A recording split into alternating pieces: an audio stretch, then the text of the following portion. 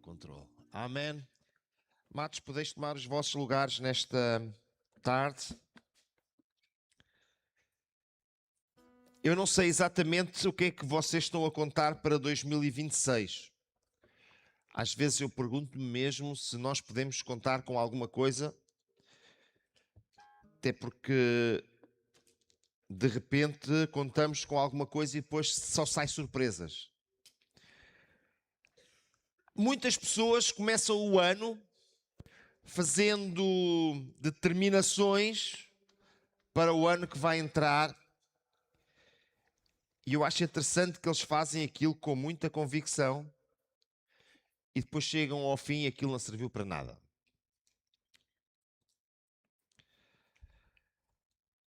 Alguns dizem de forma convicta, ano novo.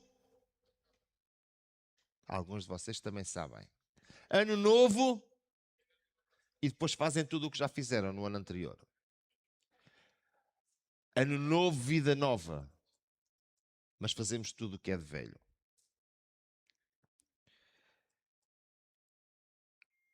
Muitas vezes, este novo que se espera para o novo ano apenas é o que já era do ano anterior, mas ou com uma roupa nova, ou com um número novo, mas não é nada mais do que aquilo que já era. Será isto uma mensagem de esperança? Ou será apenas mais um caminho de frustração? Hoje, queria falar-vos o que é que nós temos por certo para 2026. E queria ver isto na ótica do homem. E a primeira coisa que eu vos quero dizer é que vai continuar tudo na mesma. Animador?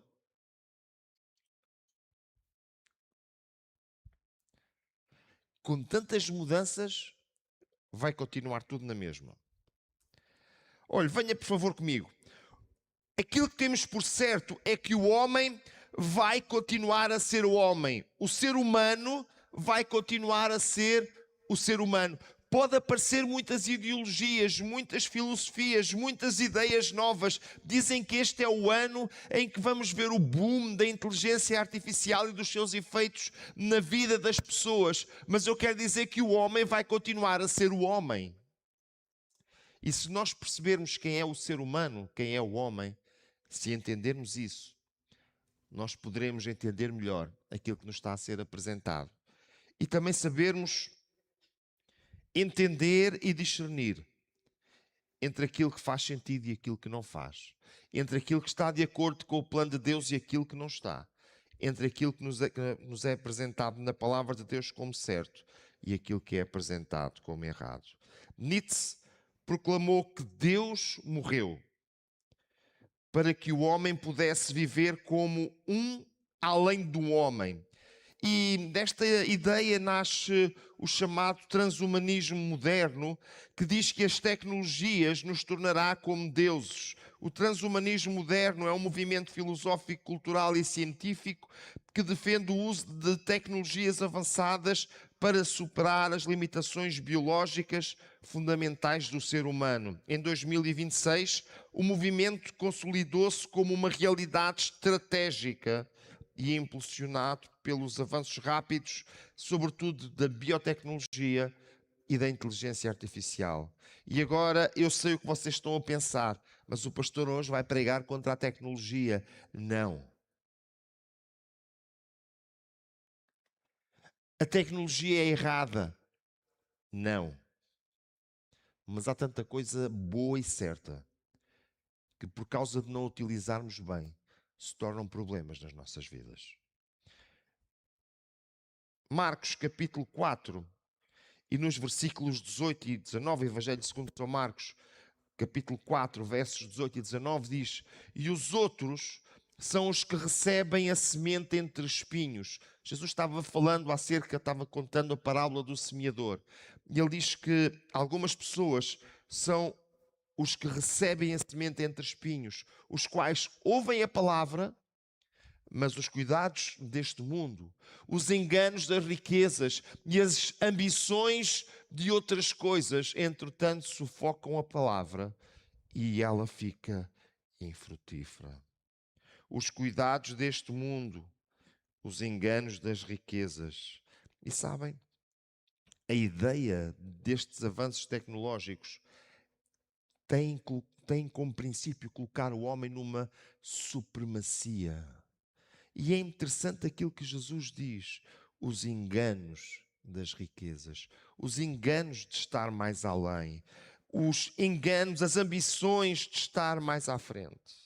No Salmo 62, o salmista diz: não confieis na opressão, nem vos desvaneçais na rapina. Se as vossas riquezas aumentam, não ponhais nela o vosso coração. Nem Jesus, nem o salmista está falando contra a riqueza, mas está falando contra o lugar que ela toma. A palavra de Deus não fala contra a tecnologia, mas atenção ao lugar que ela toma na tua vida e no teu coração. Um dos problemas que é necessário enfrentar chama-se o mito da autossuficiência.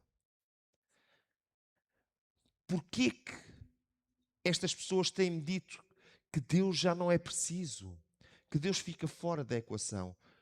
Isto apenas por uma razão: eu sou um ser autossuficiente. E quanto mais o homem pensa que pode ser autossuficiente, quanto mais o homem pensa que pode conseguir sozinho todas as coisas, mais o homem se torna num ser dependente. E deixem-me até dizer-vos mais: e falhado. Porque falta-lhe o mais importante. Falta Deus. Sabem como é que foi com Lucifer? Isaías, no capítulo 14, explica bem.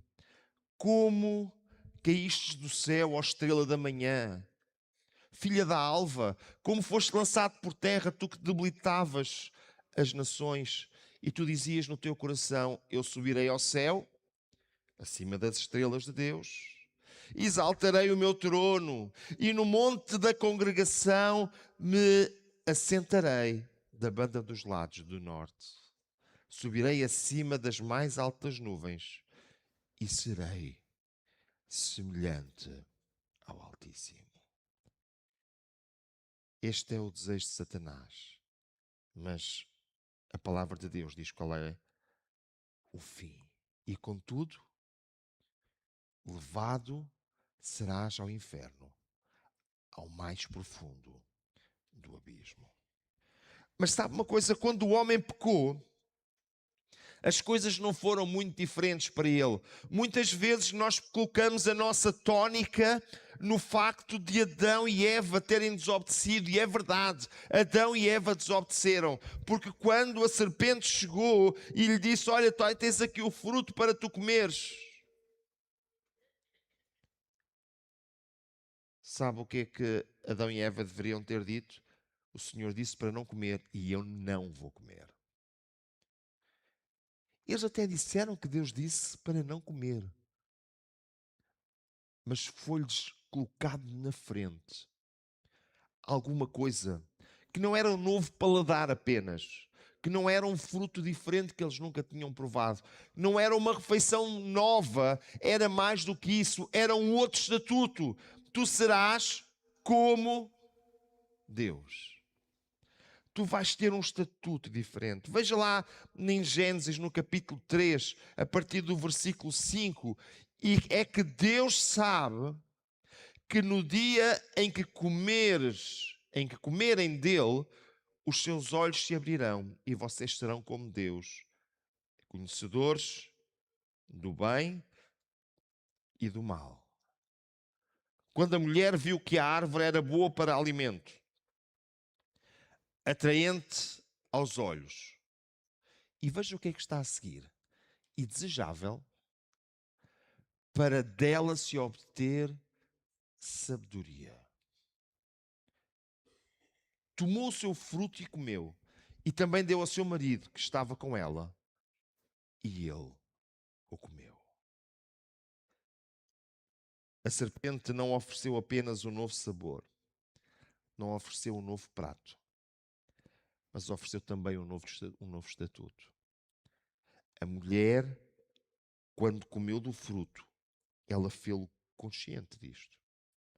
Amados irmãos, prezadas irmãs, eu quero dizer-vos que nos nossos dias existe uma tentativa de o homem ser tão elevado que não precisa de ninguém, mas que o Senhor nos abençoe e que nós possamos perceber que fomos criados para depender dele em cada dia. A tentativa de ser um ser superior e não de aceitar a superioridade de Deus, que é realmente um ser superior e que tem um plano, um desejo, um plano específico para as nossas vidas. Nietzsche, na obra A Gaia Ciência, ele afirma que Deus está morto e fomos nós que o matamos. Isto não significa que Deus deixou de existir, mas que o homem moderno o assassinou na sua cultura, moral e prioridades. Ao remover Deus do centro, o homem tenta ocupar o vazio deixado pelo Criador.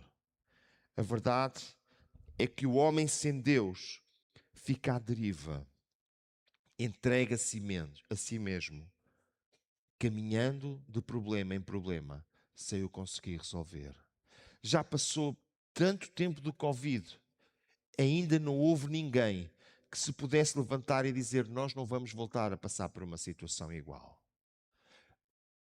Tanta diplomacia, tanta capacidade de resolver pelo diálogo, tanta gente que só se esforça para saber como é que se dialoga e se chega a bons consensos. Temos o nosso planeta em guerra uns com os outros. O homem anda de problema em problema, de situação em situação. Sabem porquê? Porque quiseram tirar Deus do centro. Jeremias 17. O coração é mais enganoso que qualquer outra coisa. E a sua doença é incurável. Quem é capaz de compreendê-lo? Eu sou o Senhor que sonda o coração e examina a mente, para recompensar a cada um de acordo com a sua conduta e de acordo com as suas obras. O coração é mais enganoso que qualquer outra coisa. E sabe uma coisa? Quando o homem tenta viver de acordo com o seu coração, ele vive de engano em engano. Achei interessante, nós estamos passando por um momento das gripes. Falam que o pico já está na fase de descer. Eu também passei por lá e estava lendo um bocadinho sobre o assunto e eu estava a pensar na gripe A. Agora descobri que também já há uma gripe K. E eu não sei quantas mais vão aparecer. Às tantas vamos ter que aumentar o alfabeto. Mas eu pergunto, mas como é que o homem diz que a sociedade está tão avançada e não consegue resolver isto? Como é que o homem se quer achar autossuficiente e não consegue resolver isto? Sabem porquê? Porque o homem não é autossuficiente. Ele precisa de Deus. Mas, meu amado irmão, quero-te dizer uma coisa, que nós ainda podemos dobrar os nossos joelhos, estender as nossas mãos para o céu, para aquele que resolve isto e todas as outras coisas. Michel Onfray é um filósofo francês, ainda está vivo, alguém com mais uma dúzia de anos do que eu. Ateu e com uma filosofia focada na busca do prazer. Ele afirma que o homem deve evoluir e construir uma ética baseada apenas no prazer e na vontade do homem. A Bíblia reconhece o prazer, mas rejeita a sua absolutização. Quando o prazer se torna o critério supremo, ele domina o homem e o homem torna-se escravo do prazer. Quem vive atrás do prazer vive insatisfeito. Sabe porquê? quando pensa que alcançou alguma coisa, descobriu que há mais algo para alcançar. E nunca nada o satisfaz. Jesus deixou-nos algo muito mais tranquilo. Sabe o que é que Jesus nos deixou? Conhecereis a verdade e a verdade vos... João capítulo 8 e no versículo 32. Em Provérbios, no capítulo 14 e no versículo 12, diz que há um caminho que ao homem parece direito, mas o fim dele são os caminhos da morte. Quantas pessoas têm dito, agora aqui eu vou ser feliz, agora aqui eu vou encontrar a minha satisfação. E logo mais, parecia tão direitinho. O prazer não liberta. O prazer quer governar. A ética bíblica visa a liberdade por meio da verdade, não a submissão aos impulsos do homem. Romanos capítulo 6 e no versículo 16. E eu gostava que nós olhássemos com atenção para este texto que o apóstolo Paulo nos deixa. Vocês não sabem que quando se oferecem a alguém como escravos obedientes, são escravos daquele a quem obedecem? Quer escravos do pecado, que leva à morte, quer escravos da obediência, que leva à justiça. Mas graças a Deus, porque embora tenham sido escravos do pecado, vocês passaram a obedecer de coração à forma de ensino que lhes foi transmitida. E quando nós olhamos ainda para o versículo 18, diz: de facto, vocês foram libertos do pecado e tornaram-se escravos da justiça. Há aqui uma palavra que o apóstolo Paulo usa em dois lados, que é a palavra escravos. Vocês foram escravos do pecado, mas agora são escravos da justiça. E o escravo é aquele que faz alguma coisa. O escravo é aquele que está dependente de alguém. O escravo é aquele que depende de ordens superiores. O escravo é aquele que tem alguém acima dele que diz como é que se faz, como é que é. E eu quero te dizer, meu amado irmão, nós fomos realmente libertos do pecado, o pecado que nos escravizava, e agora, de livre vontade, nos podemos oferecer para sermos escravos voluntários da justiça. Mas ainda assim somos escravos. E esta escravidão leva-nos a obedecer àquilo que Deus tem para cada um de nós. Sabe? Aquilo que o homem tem apresentado como a filosofia deste 2026, como a ideologia deste 2026, é exatamente o oposto disto. Eu só sou escravo do meu prazer. Eu só sou guiado pela minha vontade. Mas prover a Deus que, enquanto filhos de Deus, nós possamos olhar para o céu e dizer: eu quero ser guiado pela vontade de Deus. Eu quero ser guiado pelo seu prazer.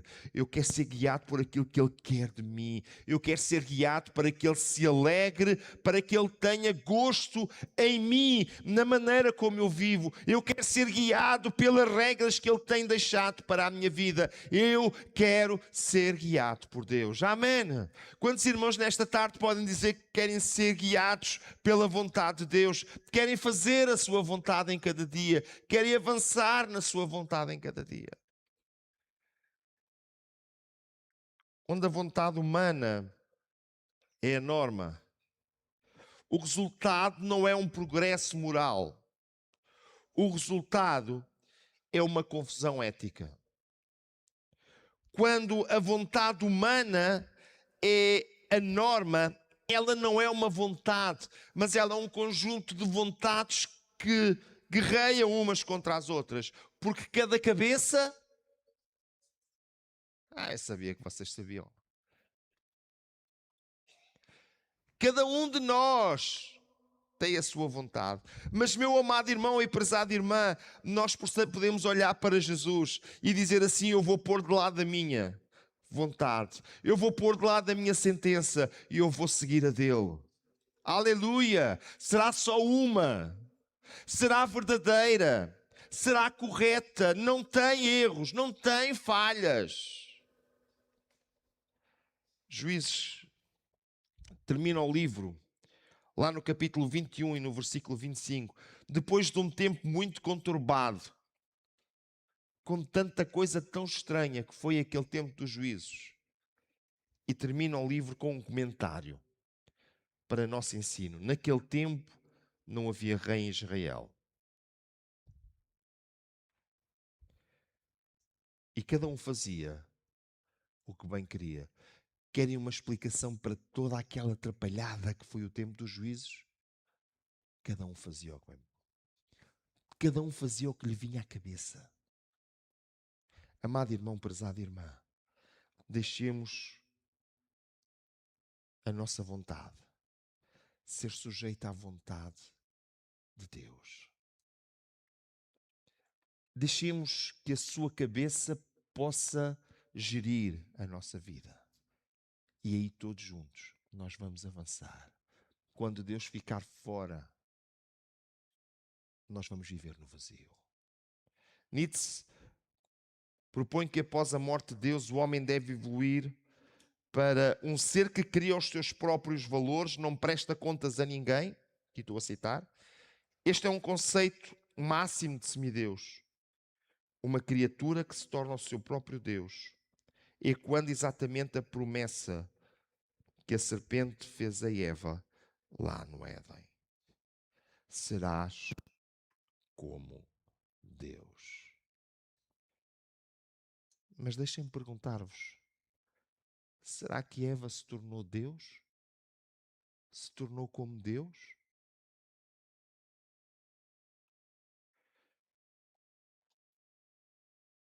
Apesar de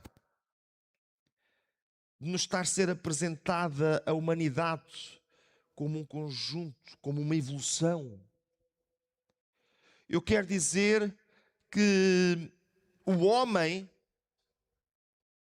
não tem evoluído. Pode evoluir a ciência numa área, pode evoluir a ciência numa outra área, mas o homem continua caído por causa do seu pecado. E nenhuma evolução conseguiu resolver esse problema. Romanos, no capítulo 3 e nos versículos 10 até 12, diz que não há um justo nem um sequer. Antes, não há ninguém que entenda, ninguém que busque a Deus. Todos se desviaram e tornaram-se juntamente inúteis. Não há ninguém que faça o bem. Não há um sequer. Não é falta de evolução, é a queda do homem. É o homem caído que o leva a estar nesta situação. O homem, para mudar, não precisa de evolução. O homem precisa de regeneração. Para o homem mudar, não precisa de uma sociedade ou de uma humanidade mais evoluída. Precisa de nascer de novo.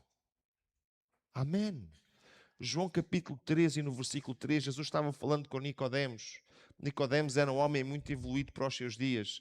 E sabe o que é que Jesus lhe disse? Na verdade te digo, que aquele que não nascer de novo não pode ver o reino de Deus. Independentemente das voltas que o mundo der, independentemente do destino que a nossa sociedade vier a ter, eu quero dizer que o homem continua a necessitar de nascer de novo. E, meus amados irmãos, não tenhamos nenhum tipo de ilusão.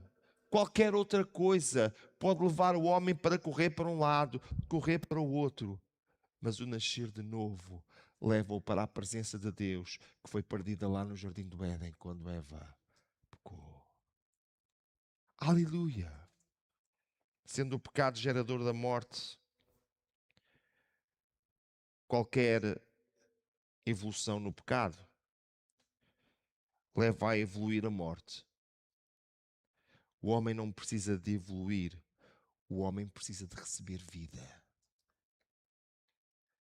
Efésios, na carta que o apóstolo Paulo escreveu aos Efésios, lá no capítulo 2, nós conseguimos ver que antigamente, por terem desobedecido a Deus e por terem cometido pecados, vocês estavam espiritualmente mortos.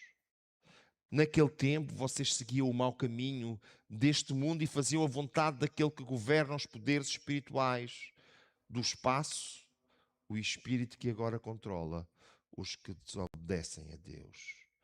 De facto, todos nós éramos como eles e vivíamos de acordo com a nossa natureza humana, fazendo o que o nosso corpo e a nossa mente queriam, assim porque somos seres humanos como os outros.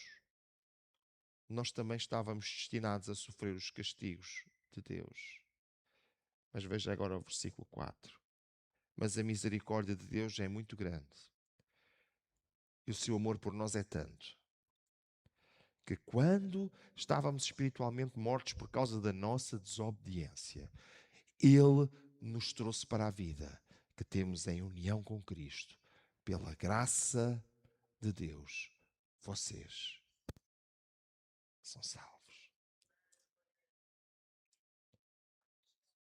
Você precisa de evolução? Não. Você precisa de nascer de novo. Você precisa de uma nova vida. Você precisa da verdadeira vida. Nietzsche defendia que a destruição da moral cristã, a que ele chamava a moral de escravos, podia dar lugar à vontade de poder. O filósofo acreditava que a moral cristã era para os fracos, que não conseguiam impor a sua vontade e aceitavam o sofrimento. A Bíblia nos ensina que a força humana, independente, é ilusória e que a verdadeira força é divina. Quantas vezes o homem faz tudo para fugir do sofrimento? Quantas vezes o homem faz tudo para buscar a sua própria satisfação? Mas a verdade é que a Bíblia nos ensina que a força humana, ela é ilusória. Mas a verdadeira força é divina. Em Romanos, no capítulo 1 e no versículo 25, o apóstolo Paulo, lá neste capítulo, está falando de uma troca. E ele diz que eles trocam a verdade sobre o Deus pela mentira e adoram e servem as coisas que Deus criou em vez de adorarem e servirem o próprio Criador, que deve ser louvado para sempre. Trocas. O que deve ser não é, mas depois arranja-se um substituto. Para a filosofia pós-moderna, a cruz é uma derrota. Já no passado era uma vergonha, um escândalo. Mas eu quero dizer, meus amados irmãos, que é pela cruz que o crente garante a sua vitória. E, meus amados irmãos, independentemente daquilo que nos quiserem apresentar, independentemente daquilo que nos quiserem trazer, se nós quisermos ter vitória, nós precisamos sempre de passar pela cruz. Aleluia! Não vale a pena nós andarmos a correr de um lado para o outro à procura da próxima novidade. Porque a vitória continua no mesmo sítio, na cruz do Calvário. Romanos no capítulo 8. Quem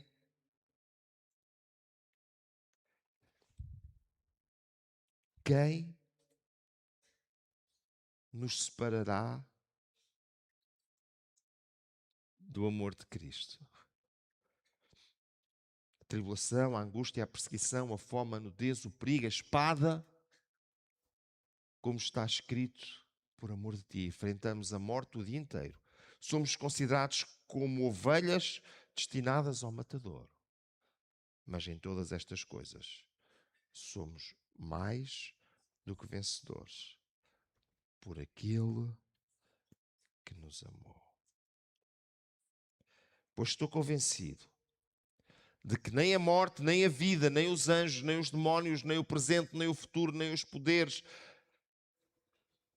nem a altura, nem a profundidade, nem ninguém em toda a criação será capaz de nos separar do amor de Deus que está em Cristo Jesus, nosso Senhor. Quem nos poderá separar? Ninguém. Quem nos poderá separar? Eu.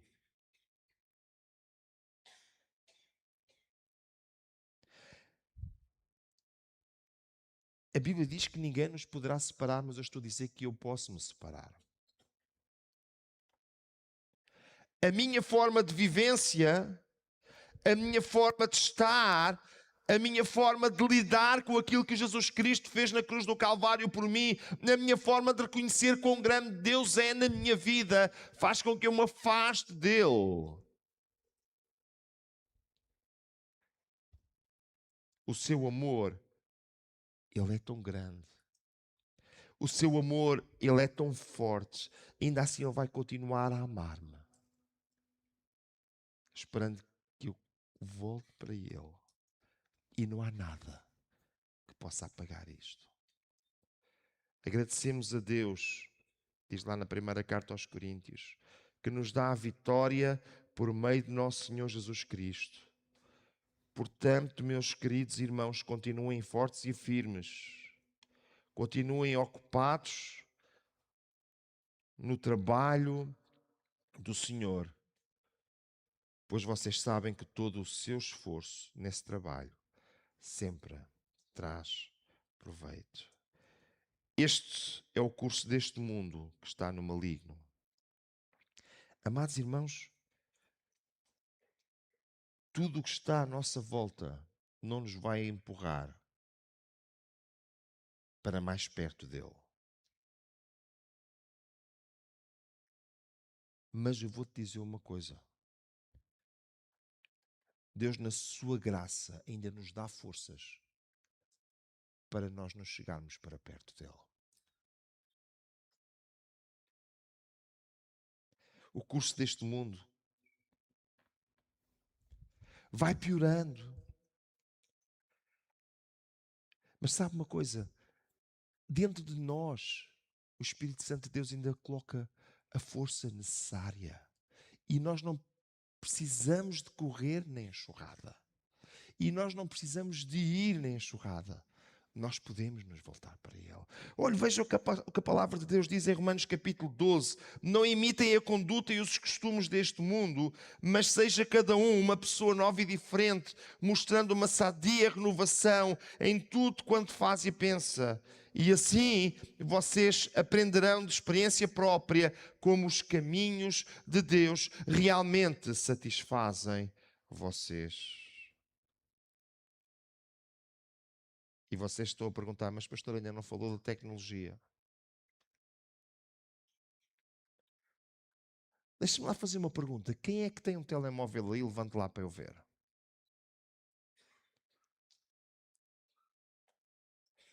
Levante lá o telemóvel para eu ver.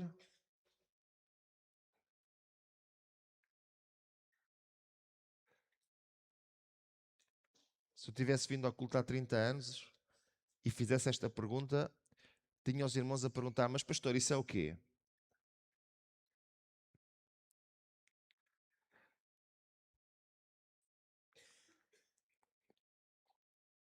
Sabem uma coisa? Eu comecei a trabalhar com informática muito cedo.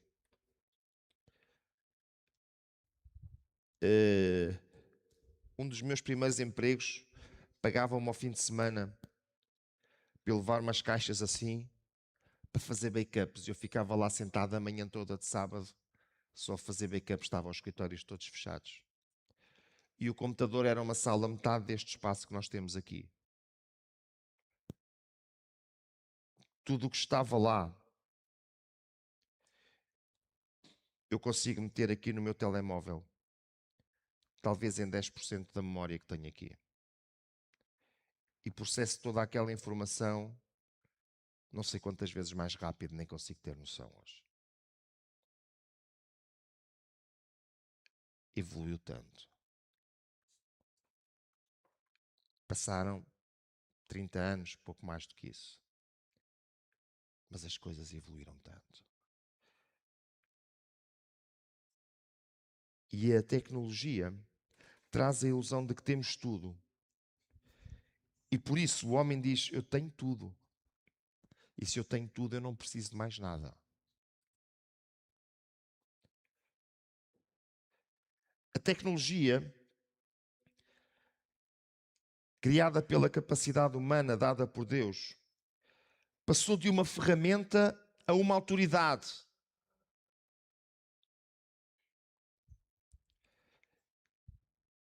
Eu vou repetir, passou de uma ferramenta a uma autoridade. Mas passou de um meio a um fim. E em muitos casos, até alcançou o estatuto de um objeto de devoção.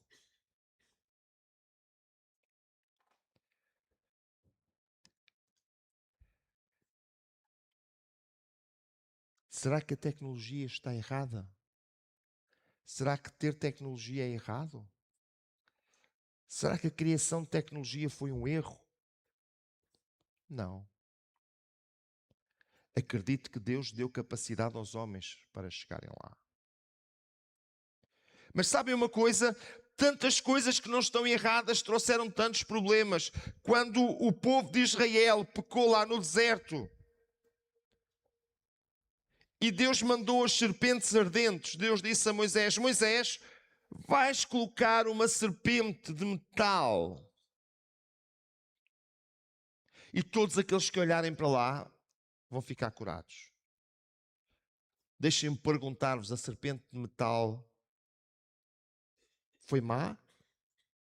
Sabem quantas pessoas se salvaram de morrer pelo veneno daquelas serpentes? Mas mais à frente, nós vamos ver que lhe deram um nome chamado Neutzan e que adoravam a serpente.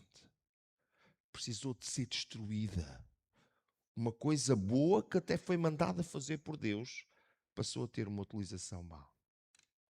E, meus amados irmãos, muitas coisas que Deus nos tem dado e que são boas, elas são más por causa da má utilização que nós damos delas, que nós lhes damos a elas.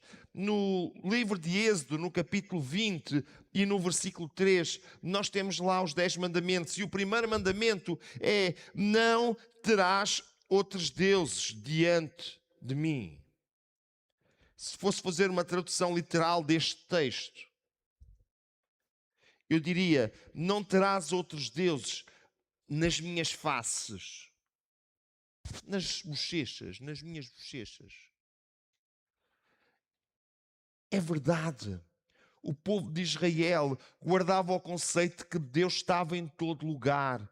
Por isso o seu rosto, a sua face estava em todo lugar.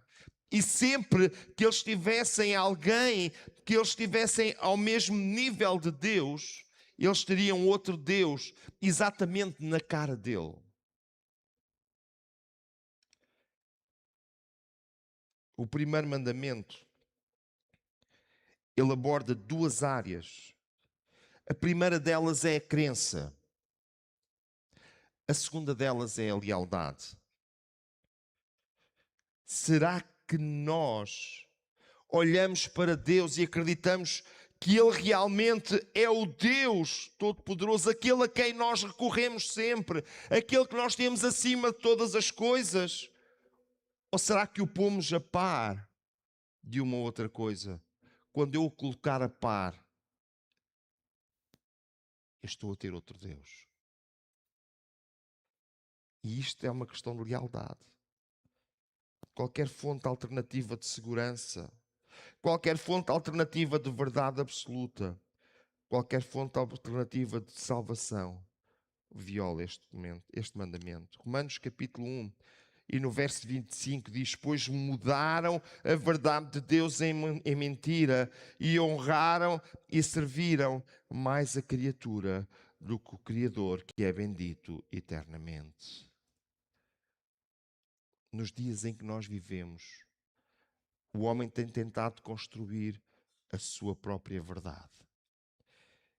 E sabem, quando nós olhamos para toda a tecnologia, agora com a inteligência artificial aí na berra, eu olho para este texto de Romanos capítulo 1 e pensei, como é que Paulo escreveria hoje? E tentei fazer uma tentativa de como é que Paulo escreveria hoje. E pensei, trocaram o Deus eterno por sistemas temporários. Alguém pensa comprar um telemóvel para ter 20 anos? Esqueça. Ao fim de 20 anos a bateria parece um ovo. O ecrã não funciona mais. E mesmo que tudo funcionasse na perfeição, como quando tirou na caixa na primeira vez, já está completamente desatualizado e não serve para nada. Trocaram a verdade revelada por Deus, por informações mutáveis, dependentes de inúmeras fontes, quantas delas manipuladas para fazer o homem acreditar naquilo que aquelas pessoas querem que nós acreditemos. Trocaram a sabedoria divina por inteligência artificial apoiada num logaritmo ou num algoritmo falível e que pode ser alterado de acordo com o interesse de alguns. Mas no meio disto, as pessoas diziam: nisto eu confio. Deixa-me dizer-te nesta tarde, confia em Deus. Isso não muda. Apesar de todos estes avanços, porque existe tanta calamidade, a resposta foi dada por Jesus e não pode ser ignorada. João no capítulo 15. Jesus diz: eu sou a videira, vós as varas. Quem está em mim e eu nele, esse dá muito fruto. Porque sem mim, nada podereis fazer. Nunca abdique dele.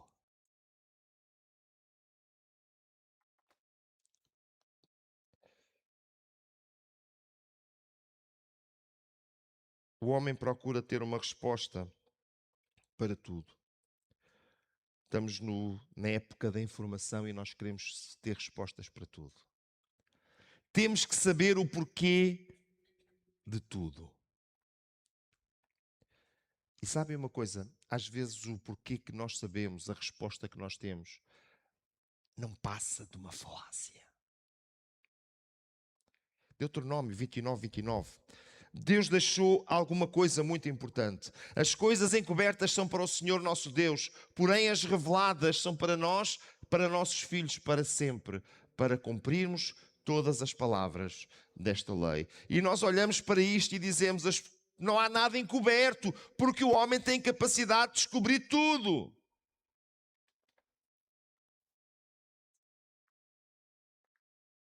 E quando eu não souber, eu vou meter no Sr. Google e ele vai-me responder.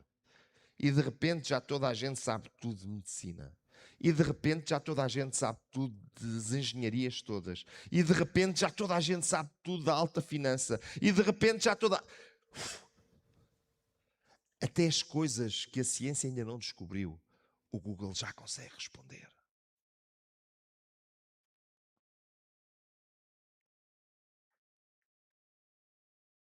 Amado irmão, esta busca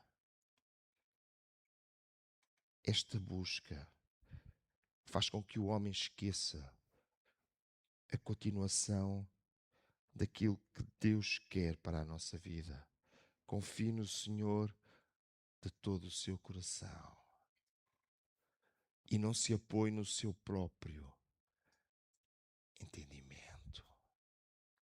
A tecnologia deve servir-nos e mais, deve trazer glória para Deus.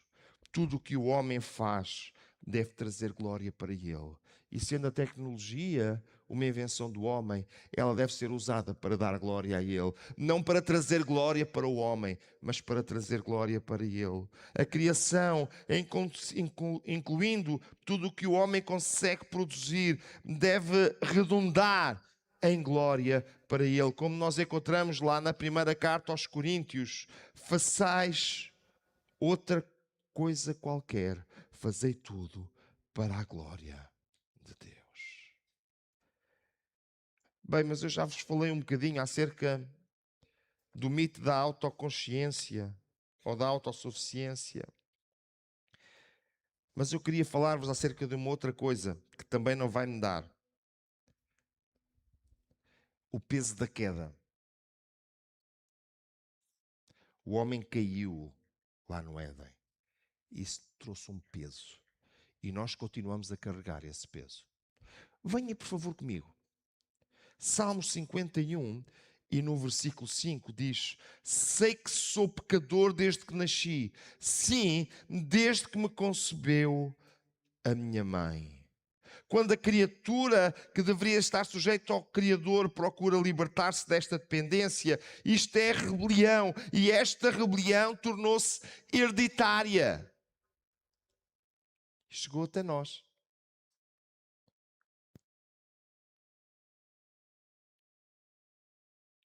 O que é que aconteceu quando o homem pecou?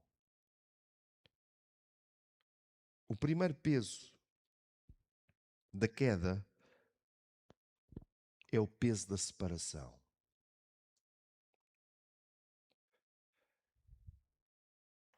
O homem pecou e ele foi atirado para fora do jardim. Isaías, lá no capítulo 59, ele esclarece isto muito bem. As vossas iniquidades fazem separação entre vós e o vosso Deus. E os vossos pecados encobrem o seu rosto de vós, para que vos não ouça. Mas Deus, que pega no homem e o coloca fora do jardim, ele planeou voltar a trazê-lo de novo para junto dele. Por causa disso, ele enviou Jesus. Irei falar um pouquinho mais à frente sobre isso.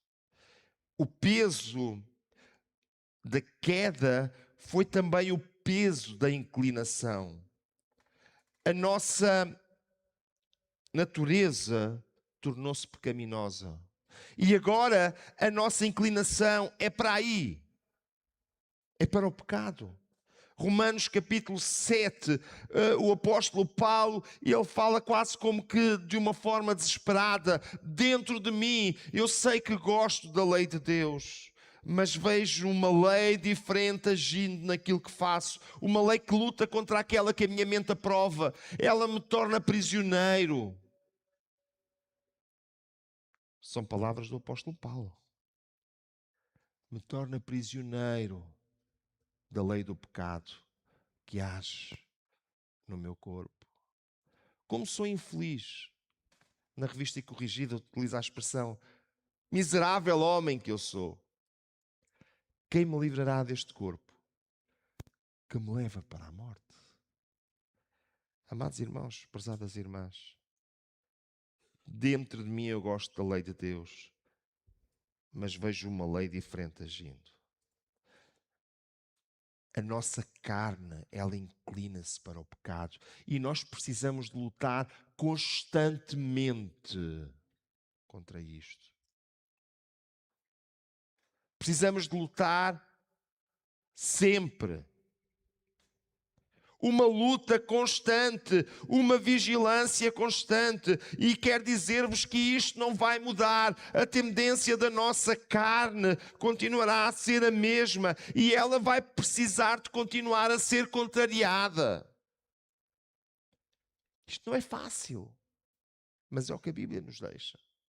Veja, Romanos 8, capítulo, versículo 6. Porque a inclinação da carne é morte, mas a inclinação do Espírito é vida e paz. Porque a inclinação da carne é inimizade contra Deus, pois não é sujeita à lei de Deus, nem em verdade o pode ser. Portanto, os que estão na carne não podem agradar a Deus. Os que estão na carne não podem agradar a Deus. Amados irmãos, prezadas irmãs, que o Senhor nos ajude e que nós possamos em cada dia travar esta luta connosco próprios, olhando para Jesus. Sabe que este texto mais à frente, lá no versículo 13, nós podemos ler: se vocês viverem de acordo com a natureza humana, vocês morrerão espiritualmente. Mas se pelo Espírito de Deus vocês matarem as suas ações pecaminosas, vocês viverão espiritualmente. Precisamos de continuar.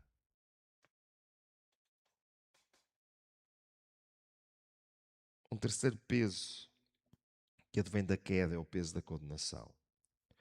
Somos condenados porque somos pecadores. Eclesiastes, capítulo 7, nós encontramos: todavia, não existe no mundo ninguém que faça sempre o que é direito e que nunca erre. Não encontramos ninguém que faça sempre o que é direito e que nunca erre. Uma condenação real que no limite nos trará um sofrimento inexplicável. Muitas vezes nós queremos apagar e esquecer que no final da linha, se nós não deixarmos que Jesus Cristo Ele nos traga para o caminho que Ele quer, nós iremos sofrer a condenação eterna. E sofrer a condenação eterna significa sofrer no inferno para sempre. A palavra de Deus diz lá em Mateus 25, 41, então Ele dirá aos que estiverem à esquerda: malditos, apartem-se de mim para o fogo eterno, preparado para o diabo e os seus anjos. Uma eternidade, um tempo de sofrimento. Uma condenação que não tem que ser uma causa fatal, alguma coisa que nós podemos mudar, uma condenação que nós podemos alterar. E eu estou a dizer nós, sim, nós podemos alterar. A palavra de Deus diz lá no Evangelho segundo São João, no capítulo 3, que quem crê nele não é condenado. Quem crê nele não é condenado, mas quem não crê já está condenado. Quem crê em Jesus Cristo não é condenado. Então tu não precisas de passar por esta condenação. Eu não preciso de passar por esta condenação. Romanos capítulo 8 diz: e agora já não há condenação para os que estão em Cristo Jesus.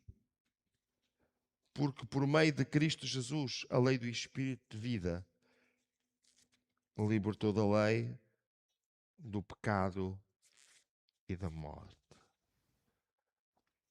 Nem o nosso passado, nem o medo de errar,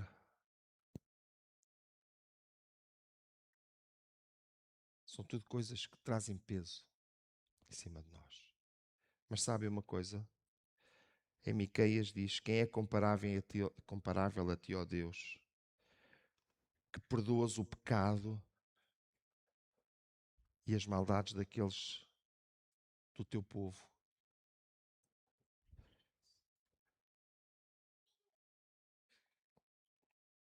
Tu que não permaneces irado para sempre, mas tens prazer em mostrar amor. De novo terás compaixão de nós e pisarás as nossas maldades e atirarás todos os nossos pecados nas profundezas do mar. Na primeira carta de João, nós encontramos: meus filhinhos. Este texto é tão querido. Estas coisas vos escrevo para que não pequeis. Se porém alguém pecar, temos um intercessor. Outra tradução diz: temos um advogado. Amados irmãos, é verdade. que a queda trouxe um peso, um castigo, uma pressão sobre nós. Mas também é verdade que Jesus veio trazer uma nova esperança para a nossa vida. E a terceira coisa que não muda é que nós vivemos na janela da esperança. E podemos alcançar tudo aquilo que nós conseguimos ver da nossa janela.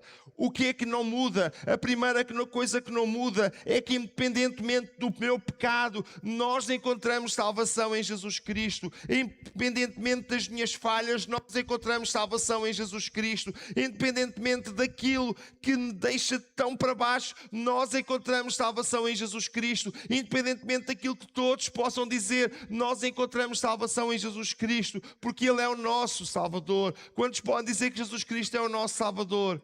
Olha, celebramos o Natal. O nome é Jesus, porque Ele salvará o seu povo dos seus pecados. Romanos, no capítulo 5, nós encontramos lá no versículo 8, mas Deus nos mostrou quanto nos ama. Cristo morreu por nós quando nós ainda vivíamos no pecado. E agora que fomos aceitos por Deus por meio da morte de Cristo na cruz, é mais certo ainda que ficaremos livres por meio dele do castigo de Deus. Há bocadinho falei-vos da queda. Disse que o homem pecou e foi expulso. Mas sabem uma coisa? Agora, por causa da morte de Cristo, o homem é aceito. O homem é aceito de volta. Amado irmão, prezada irmã, esta janela de esperança diz que nós não estamos afastados dele para sempre. Diz que por causa de Jesus Cristo nós podemos ser aceitos. A segunda coisa que podemos ver é que esta esperança constrói-se a dois.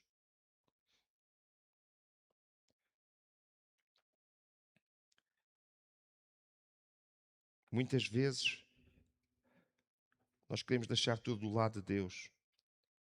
E eu quero dizer que Deus fez a sua parte. Ele amou-nos tanto que Ele enviou Jesus Cristo para morrer por nós na cruz do Calvário. Mas há uma parte que somos nós que temos que fazer. João capítulo 5 e no versículo 24 diz: em verdade vos digo que quem ouve a minha palavra e crê naquele que me enviou tem a vida eterna, não entra em juízo ou não entra em condenação, mas passou da morte para a vida. E nós encontramos aqui duas expressões que exigem dois indivíduos, duas ou mais pessoas. A primeira é a palavra ouvir. Eu não posso ouvir a palavra que não foi dita. E sabe uma coisa?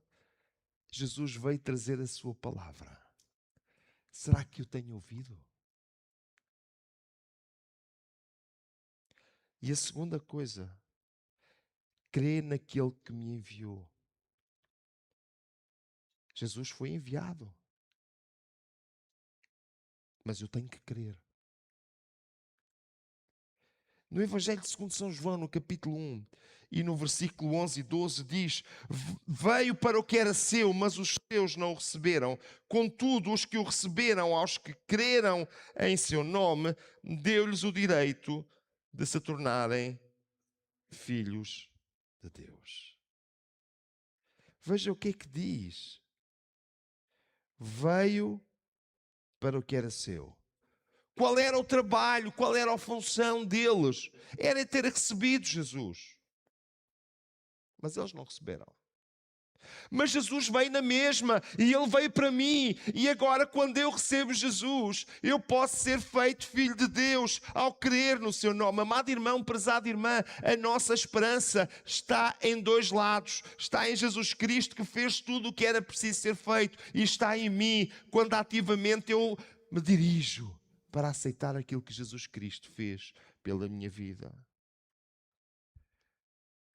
Não apenas eu preciso de aceitar esta esperança, mas eu preciso de continuar nesta esperança. Olha, em Ovar havia um amado irmão que costumava cumprimentá-lo na porta e ele tinha bastantes problemas de saúde e eu perguntava-lhe, teu irmão está bem? E ele respondia-me sempre a mesma coisa. Pastor, eu só quero é continuar. Ele sentia-se bem naquele momento, mas ele queria... Sabe uma coisa? Quantas pessoas têm aceito Jesus, vivido com Ele? Mas esta continuação, este perseverar, porque nos temos, veja lá Hebreus 3,14, porque nos temos tornado participantes de Cristo. Se de facto guardarmos firme até ao fim a confiança que desde o princípio tivemos. Amados irmãos, nós continuamos num clima adverso. O mundo está no maligno, já vos disse isso hoje. E não vai mudar.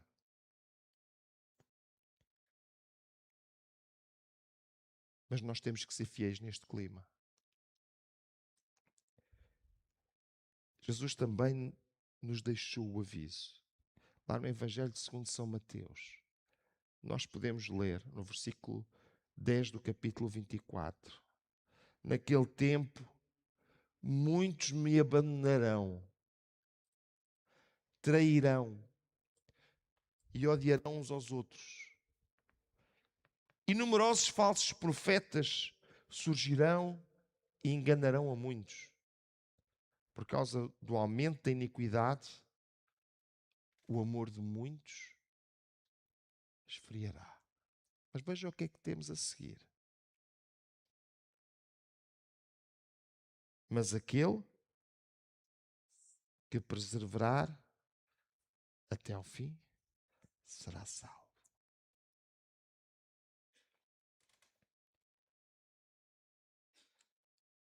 A esperança para o homem.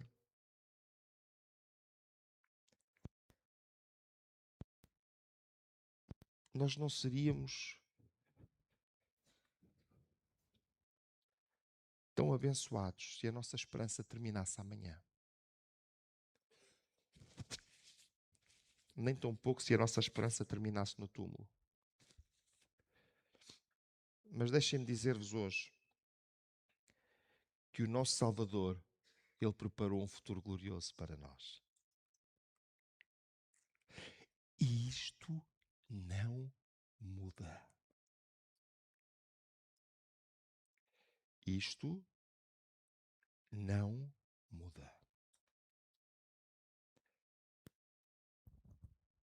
Paulo, quando escreveu aos Romanos, dizia lá no capítulo 8: porque por mim eu tenho por certo que as aflições deste tempo presente não são para comparar com a glória que em nós há de ser revelada. Eu disse que aqui havia dificuldades, havia problemas, mas eu quero dizer-vos que Jesus comprou para nós algo maravilhoso, extraordinário. E, meus amados irmãos, isto não muda. Será que nós continuamos a viver nesta expectativa, nesta esperança? Quer ver mais? Se aqui nós passamos pelas dificuldades, lá em Apocalipse 21 diz que Ele limpará dos nossos olhos.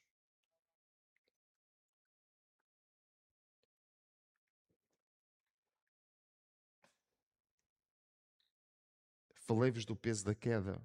Não foi bonito, pois não? Mas eu agora tenho alguma coisa bonita para falar para vocês. É que esse peso vai ser tirado.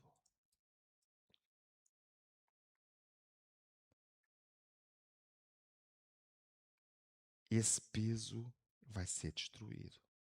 Na primeira carta aos Coríntios, no capítulo 15, começa falando, isto é um segredo. Vocês gostam de segredos? Escutem bem este segredo.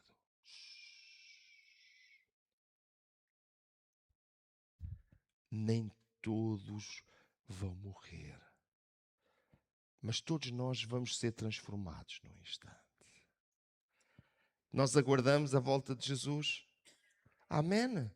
Aguardamos que Ele vai voltar, que poderá voltar a qualquer momento. Então, se Ele voltar agora, olha, os irmãos não vão morrer.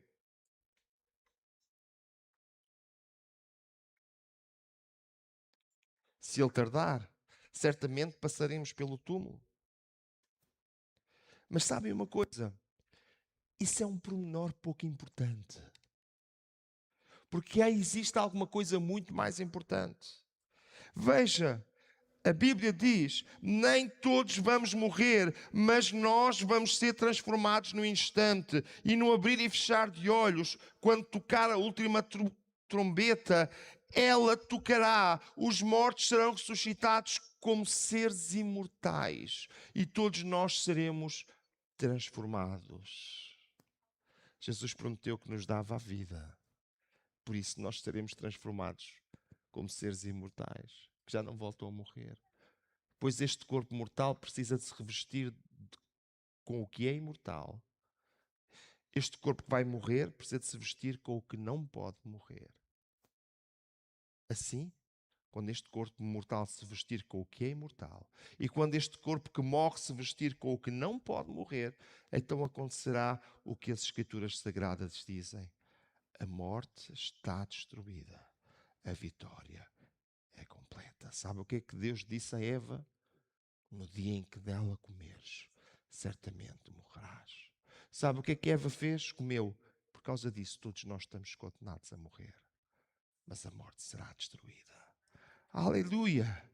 Esta é a minha esperança. E sabe, independentemente de tudo o que acontecer, independentemente das mudanças que houverem, nada vai poder destruir isto.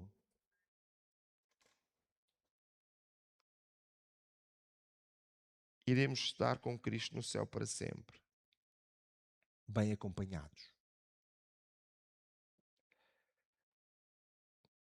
Primeira carta aos Tessalonicenses, nós encontramos lá no capítulo 4. Porque haverá o grito de comando e a voz do arcanjo e o som da trombeta de Deus. Então o próprio Senhor descerá do céu. E aqueles que morreram, crendo em Cristo, ressuscitarão primeiro. Então nós, os que estivermos vivos, seremos levados nas nuvens, juntos com eles, para nos encontrarmos com o Senhor no ar. E assim ficaremos para sempre com o Senhor. E sabe, o texto não acaba aqui. Ele diz, portanto, animem-se uns aos outros com estas palavras. Eu disse-vos no início da meditação desta tarde, o que é que nós contamos para 2026? O que é que nós temos por certo? Olha, há coisas que nós temos por certo. Este mundo vai continuar com o seu curso. E nós falámos aqui de um conjunto de coisas. O homem quer ser autossuficiente. Na verdade, ele continua a precisar de depender de Deus. A segunda coisa é que neste 2026, o peso que o homem tem por estar condenado por causa do pecado, por causa daquilo que Adão e Eva fizeram e que passou a todos os homens, não se vai alterar. Nós continuamos a ter que lutar contra a nossa carne dia após dia, continuar a ter que lutar contra o curso deste mundo, continuar a ter que lutar contra tudo o que nós temos à nossa volta. E a terceira coisa que não se vai alterar é que o nosso Deus continua com a janela de esperança aberta para nós. E a nossa esperança está no nosso Salvador Jesus Cristo. Aquele que veio para nos trazer salvação, mas não trouxe apenas uma coisa do passado, uma coisa para ficar lá, mas algo que se projeta no futuro. E que por muito que nós soframos aqui, nós vamos desfrutar lá. Meu amado irmão, prezada irmã, nunca comprometas a esperança. Nunca comprometas aquilo que Jesus comprou para ti. Nunca comprometas. Sempre olha para Jesus Cristo como o nosso exemplo, o autor e o consumador da nossa fé. Fiquemos de pé na presença do Senhor. Desde a glória. Nesta tarde nós queremos levantar a nossa voz até ao trono da Tua graça, Senhor. Só Tu sabes o que será este 2026. Só Tu sabes, Senhor, aquilo que será colocado diante de nós. Só Tu sabes os desafios que teremos pela frente. Mas nós sabemos que continuamos a contar contigo. Nós sabemos que continuamos a contar com as Tuas promessas. Nós sabemos que continuamos a contar com aquilo que Tu tens prometido para nós. Nós sabemos que continuamos a contar com a Tua palavra que não muda e não falha. Deus, e nós estamos gratos por isso, Senhor. Dá-nos a nós, Pai, a força, o ânimo, a coragem suficiente, Senhor, para em cada dia seguirmos a Tua palavra, estarmos de acordo com aquilo que Tu queres para cada um de nós, estarmos de acordo com aquilo que Tu queres para as nossas vidas e podemos viver contigo para sempre. Abençoa-nos, Senhor. Sabes aqueles que estão passando nesta hora por aflição e dificuldade, Senhor. Sabes aqueles que estão pondo em dúvida aquele em quem eles creem. Dá-lhes força, dá-lhes ânimo e abençoa-os para a Tua glória, em nome de Jesus. É isto que eu te peço e te agradeço. Amém. Aleluia. Aleluia. Os irmãos podem tomar os vossos lugares.